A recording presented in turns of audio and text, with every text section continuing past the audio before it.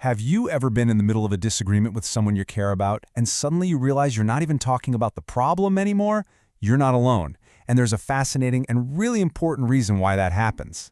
Instead of talking about who forgot to do the dishes, the conversation just spirals. It escalates into something that feels way deeper, way more personal, like an attack. Well, according to renowned relationships expert Dr. John Gottman, this whole destructive pattern has a name. He calls it the 4 Horsemen of the Apocalypse.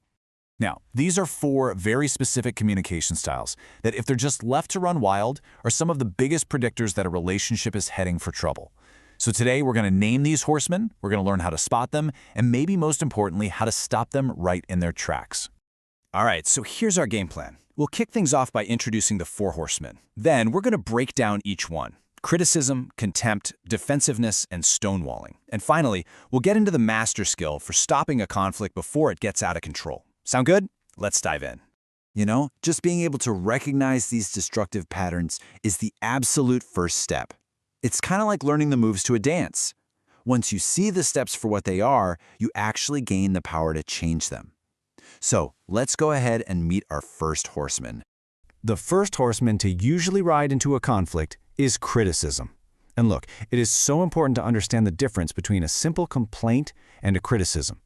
Any healthy relationship is going to have complaints. That's totally normal. But criticism, well, that's a whole other beast.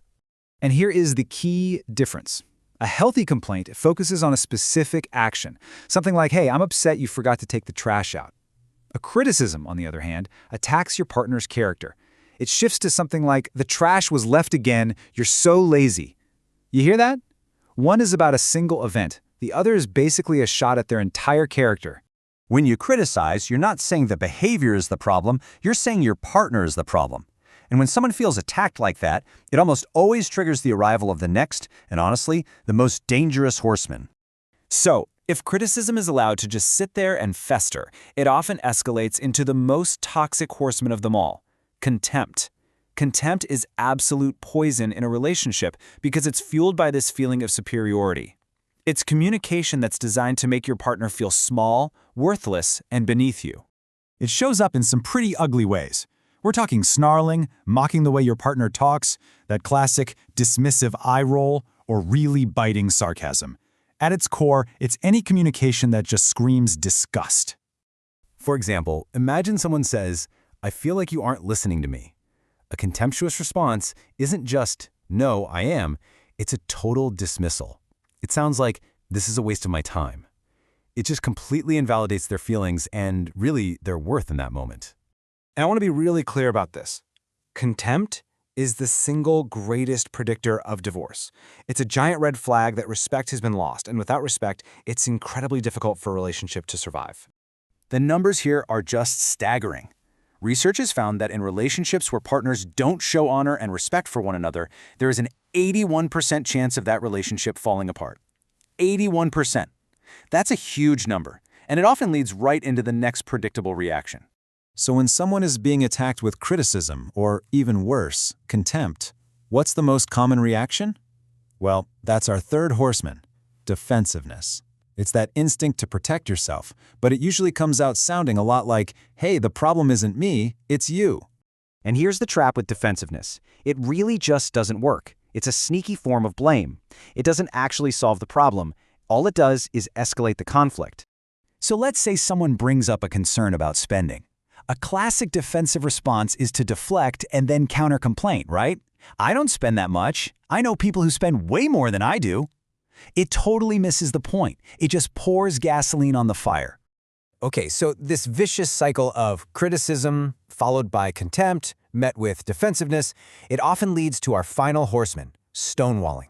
This is what happens when one partner has been hit with so much negativity that they just disengage. They shut down completely, becoming a literal stonewall. Now, it's really important to understand this. This isn't just someone giving you the silent treatment to be mean or difficult. More often than not, it's a physiological and psychological reaction to being totally overwhelmed. It's a state called emotional flooding. So what is emotional flooding?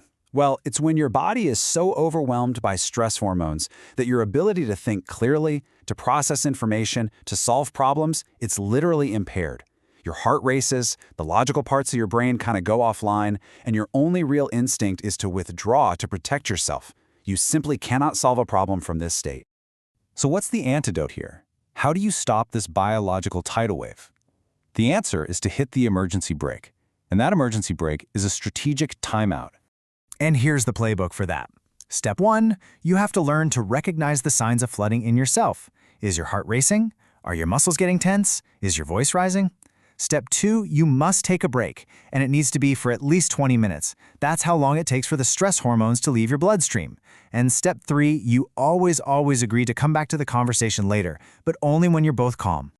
So here's the real secret. Successful couples aren't the ones who never fight. No way! They're the couples who have learned how to listen for these internal alarm bells.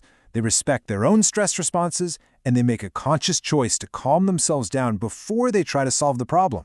At the end of the day, just being able to spot these 4 horsemen is the most powerful first step you can possibly take.